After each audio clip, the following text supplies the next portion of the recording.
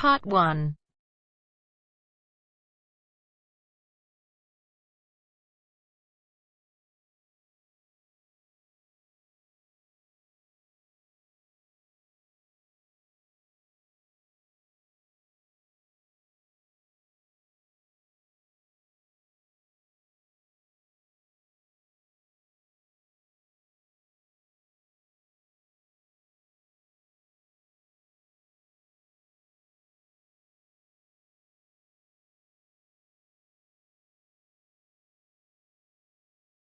You will hear two colleagues, Marcus and Ella, discussing a work project. First, you have some time to look at questions 1 to 5.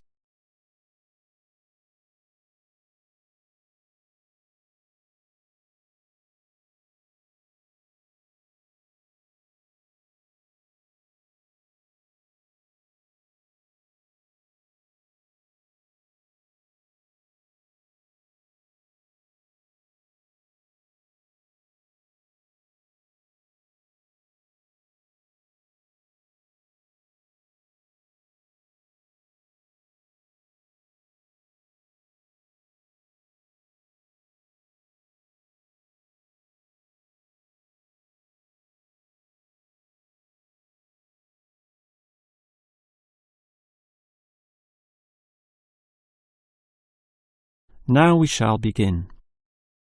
You should answer the questions as you listen, because you will not hear the recording a second time. Now listen carefully and answer questions 1 to 5. OK, Ella, as you know, the deadline for this project is the end of the month, so we'd better plan it well. Yes, I've already been thinking along those lines, and I've decided we should divide this project into 3 phases. The pre-phase, then Phase 1, and then Phase 2, with strict deadlines involved for each one. Given that we have to finish this quickly, that sounds good. Tell me more. The pre-phase is the simplest. We just need to allocate a space or a place to do our planning, and this space will need to be quite big. Sure, and we have to decide on the equipment needed as well. Remember the last project when we didn't have enough projectors to present our ideas? We lost lots of time there. Yes, that was a bad start. That's why, after the pre-phase is finished, I've allocated a mere 3 days for Phase 1. That will involve drawing the plans. We'll need Jenna to help us. And Marco. Yes, but not Susan. Susan is just far too busy to participate, as much as I'd like her in the team. Let's just take Fred instead. He'll do. Sure, Fred's not as experienced as Greg, but I agree he'll do fine for this job. Then it's straight into Phase 2, collecting, collating, analysing and preparing the final report. Can we do that in 5 days? I think that's optimistic, which is why I scheduled 6. That's almost a week. Do we have that much time? We do, and with the right people, 6 days should see the job done. Who are the people for this phase? Arthur and Rob, right? No, Arthur's got other things to do, and Rob's on leave, so Mike alone will be the main man on this part. He's done it before, so it should be fine. But he may need some help with the smaller tasks. Someone who is good with detail and procedures. Peter's not free at the moment, so I can arrange Leo to chip in some time and advice. Leo's very useful, particularly under pressure. And that's everything sorted. Well done, Ella. This report should certainly be ready in time. Before you hear the rest of the conversation, you have some time to look at questions 6 to 10.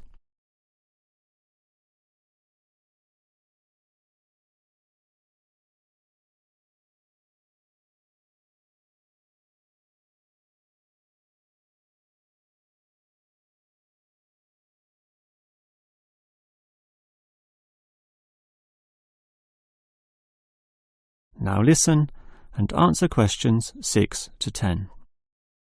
OK, Ella, you've done a good job with the basic time frame of this project, but what about specifics? What sort of specifics? Well, things like information gathering. Are we going to use questionnaires like we did last time? I was thinking of using the internet to ask people to give their views, but you often get such silly responses when you do that. I'm of the view that the best way to find out things is to ask people directly, so that's what we'll do. OK, but that will take longer. We'll probably even have to do some of the work at home. No, I don't think so, as long as we stay back at work for some after-hours meetings. Well, that's better than coming in early. No one functions well in the morning. Also, the final report will need at least 2 appendices. Not only that, we'll have to attach a small booklet to the end, containing printouts of the relevant parts from all the foreign websites we accessed. That will take even more time. Are you sure we can meet this deadline? Yep, I've worked it all out and I'm confident we can do it. Phase 1 should be finished by the 5th, leaving Phase 2 to begin about the 8th or 9th. Now, there's a public holiday on the 10th, meaning that everything should be able to be submitted on the 15th. And after that, we can relax and celebrate on the 25th when the design division gives us approval to go ahead. Ha! You're assuming that the design division will approve this, and that's not guaranteed at all. Oh, come on, Marcus, be positive. You know this should be approved. In fact, I'm even planning the celebration when this is all over. Oh yeah? What's on the agenda then? Well, we definitely don't want to party in the office, do we? We'll want to get away from this place, and we're all too busy with our own lives and families to find a mutual time free for a dinner party. So I thought we'd just buy some nice expensive gifts for everyone who participated. We can just give these to the people here in the office. That sounds fine to me, but make sure they're not too expensive. The budget department will never approve the cost. Don't worry, I know how much I can get away with. All right, I'll leave that with you. That is the end of part 1. You now have half a minute to check your answers.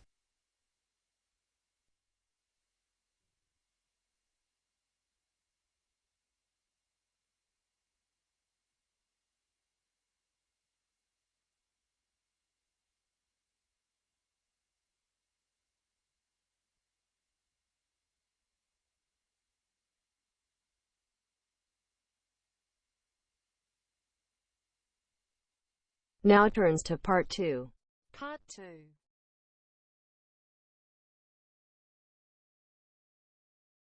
You will hear a maintenance worker talking to a university officer about some recent storm damage to the main building. First, you have some time to look at questions 11 to 15.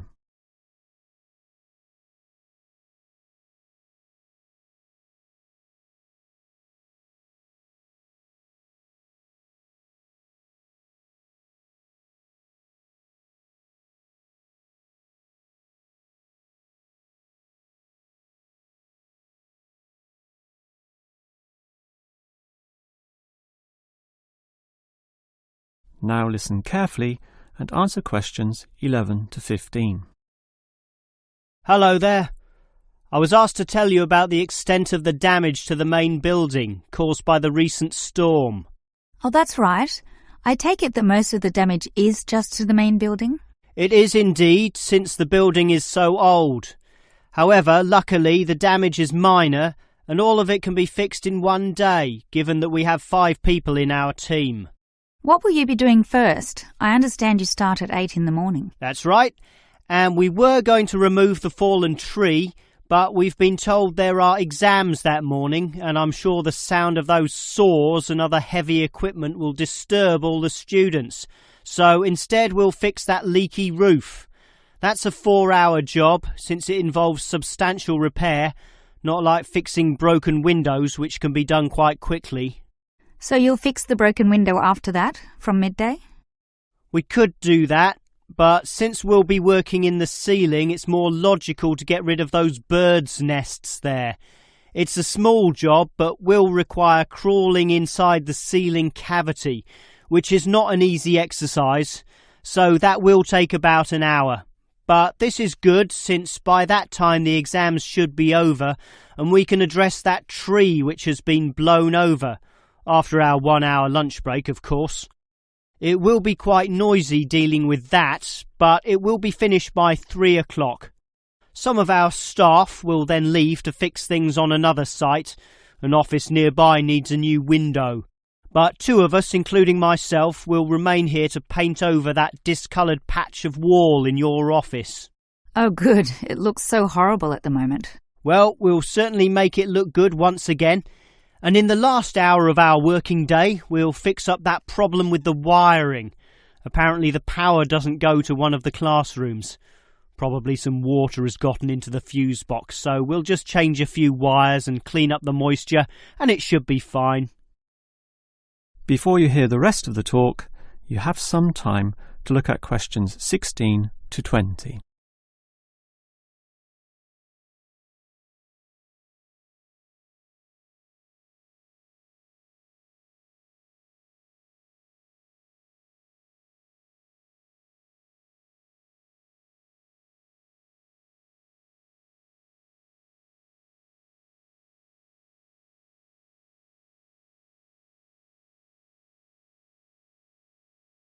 Now listen and answer questions 16 to 20.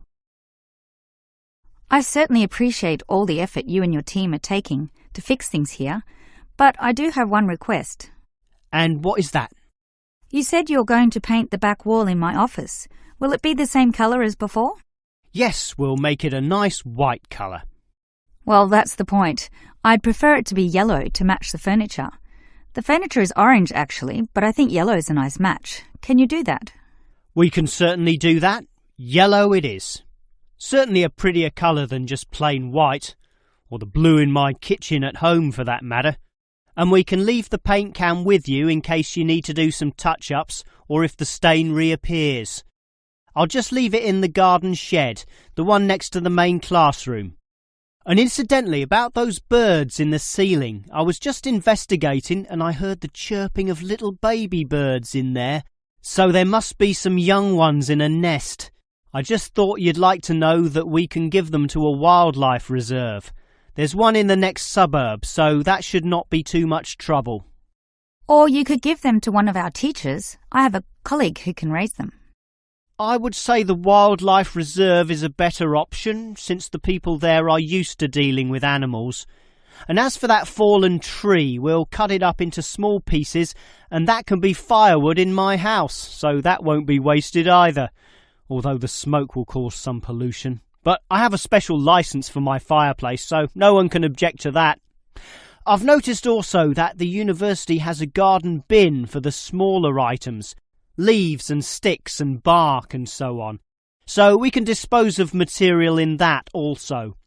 You do have some waste piles out the back, but a proper garden bin means that the material will be recycled, and that's better for the environment, so you can rest assured we will use that. That is the end of part 2. You now have half a minute to check your answers.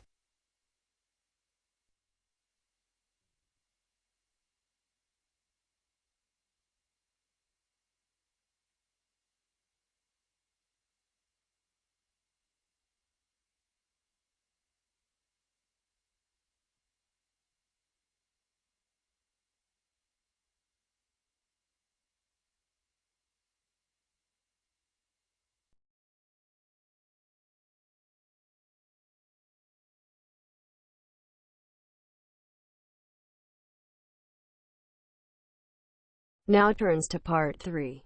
Part 3.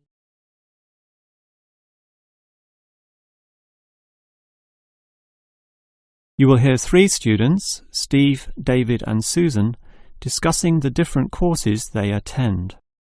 First, you have some time to look at questions 21 to 26.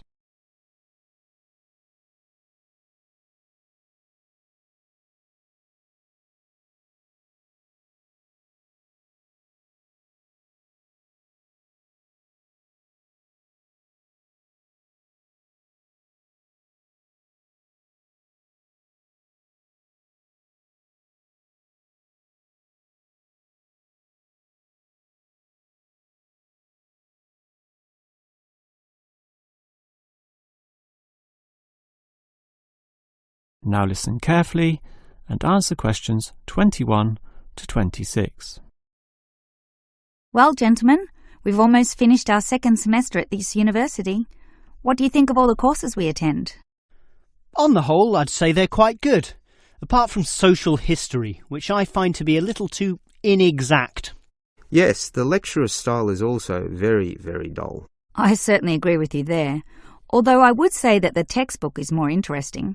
Welfare state, The subtitle says, An Examination of Social Development in the 20th Century. Yes, Welfare State is a good book, but look how many pages it has. 458! I agree. It's just too long to be easily read. Far too long, although it's certainly well written in parts. Yes, and if you compare it to the textbook for cultural studies, what's it called? Inner Views, I think. No, that's the book for media studies, and we finished that subject last semester. The book you're thinking of is In Perspective. Oh, sorry, you're right. In Perspective. And the subtitle says, A Comparison of Social Groups. Somewhat interesting, wouldn't you say? Well, mildly so, as is the subject, dealing as it does with such a wide variety of issues. But the book itself certainly oversimplifies a very complex subject. I agree. I also got annoyed at its constant oversimplification. Life is more complicated than what it suggests. Yes, but what you call oversimplifying may well be considered clarifying. Look at this other textbook, Government in Action. Some may say that it also oversimplifies, but it must do so in order to present a coherent picture of an equally complex subject. Government in Action. Which subjects? It's the textbook for political theory. Oh, I hate politics. That's why I don't like the active leadership subject either. And most of the stuff in that political theory textbook is based on the American system. You see, it's written by Americans, so it's not even relevant to us here. I'd agree with you there. It's not relevant to us at all, since our government uses the Westminster system. Yes, I suppose that is a problem. Before you hear the rest of the conversation, you have some time to look at questions 27 to 30.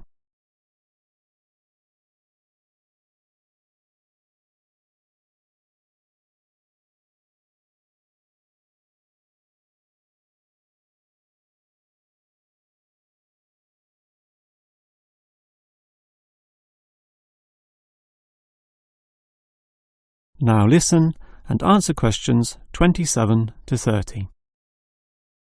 Well, it seems we all have certain criticisms about the textbooks we're using, but at the same time we all like some elements, at least, of the subjects we're studying. What's your favourite subject, David? I'm not sure. I like political theory, but... Cultural studies is by far the best, even better than political theory, which I also like, but just not as much. Why do you say that, Steve? I was thinking perhaps social history is worth considering as best. Social history is good, but I made my choice because the subject is relevant to this modern society. But so is social history, and I like the historical element, which the other subjects lack. Even political theory examines history only briefly and in a very narrow way, so I'd say social history is the most rewarding for me. What about you, Susan? I think social history is certainly very good, but political theory is, in fact, the best, since basically every human system boils down to politics. So, despite a certain irrelevancy in the details, the basic message remains as relevant as ever. Oh, Susan, you can't be serious. Let's ask Olive again. She's over there. Olive! Which subject do you think is the best? Ah, a difficult question. I'm very interested in culture, so cultural studies is certainly my cup of tea. But I'm politically active also, and hope to pursue this as a career. So political theory would be the one I'd pick. I don't believe it. Even with that irrelevant textbook? Don't listen to him, Olive. You have a right to your own opinion.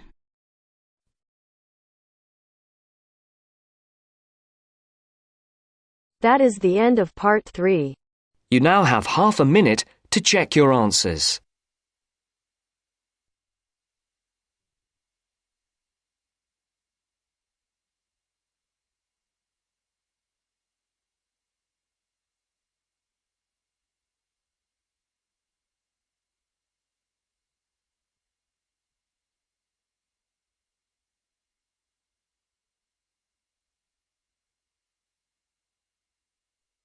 Now turns to part 4. Part 4.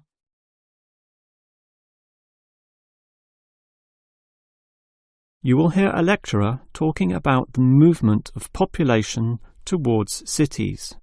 First, you have some time to look at questions 31 and 32.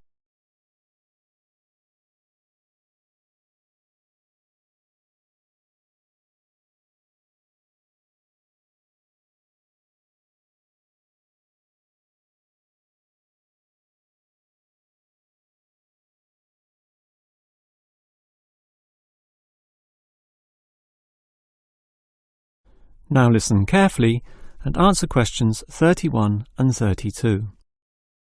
If you consider the farms of old, the type your father or grandfather grew up on, they were small and labour-intensive, requiring lots of workers.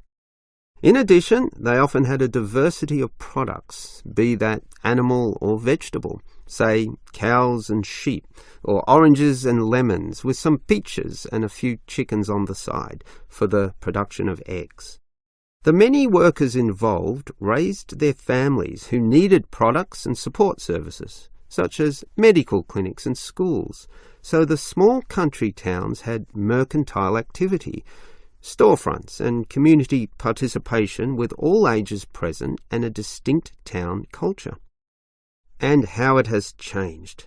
Travel to any small country town in virtually any developed country, and you will often see that these places are now somewhat forlorn and deserted, lacking life and vigour. Many of the residents have long since moved towards the big cities, so the country areas have become depopulated and their downtowns empty. This phenomenon is so predictable and widespread that it even has a name, rural flight or rural exodus, and it has produced some fairly predictable problems. Before you hear the next part of the lecture, you have some time to look at questions 33 to 35.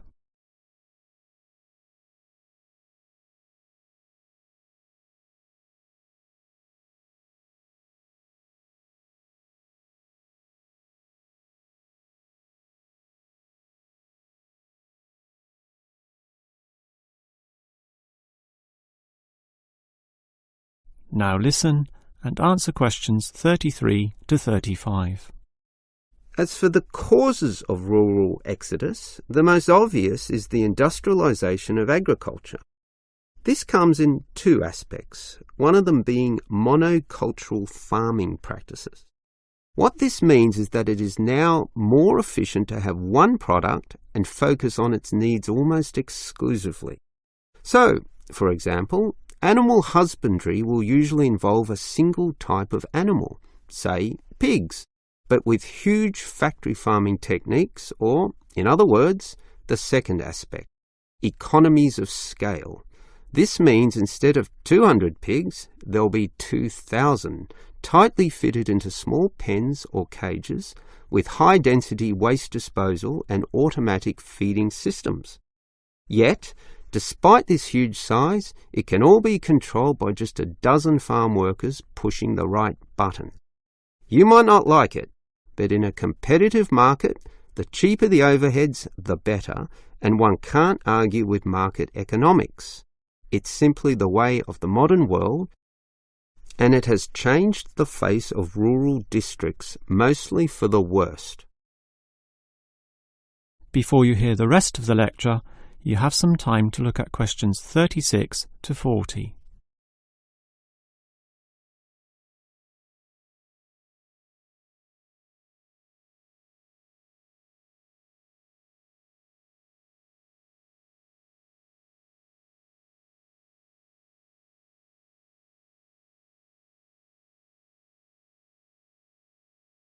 Now listen and answer questions 36 to 40. We can talk at length about the problem of rural exodus, but what about solutions? Well, there is certainly some cause for hope, since many are now feeling the negatives of increasing urbanisation, negatives which the countryside generally does not have. Thus, tourism, for example, is certainly one avenue of revenue and revitalisation. The most important consideration here is that the local residents themselves participate in developing such initiatives and deciding what happens, since outsiders, be they state government or city-based planners, do not fully understand the local settings, the possibilities which may be on offer, or the town culture, since even small rural areas can be highly distinctive from neighbouring ones. For example, the Daylesford area has developed a tourist industry based on the natural springs there, putting forward the angle that this water is relaxing and revitalising for the health. There has been the development of spas, saunas and small-scale accommodation within its picturesque hillsides. And another solution is to utilise the predominant local product. This takes advantage of the fact that many city people are developing a dislike for factory-produced and packaged foodstuffs. They are becoming interested in products that can be sold directly to them at a cheaper price, while preserving all the freshness from the tree or animal. It is important here that the country area is not only characterised by a specific product, but markets this idea well. For example, many areas of country Victoria have developed widespread grape growing and winemaking facilities and encourage wine tasting tourism, now a thriving industry with an international patronage. Similarly, Harcourt is famous for apples, Shepparton for mature cheeses, and Mildura for its citrus products. Such strategies, done well, give hope that rural areas can revitalise somewhat and once again be lively and interesting places to live in. That is the end of part 4.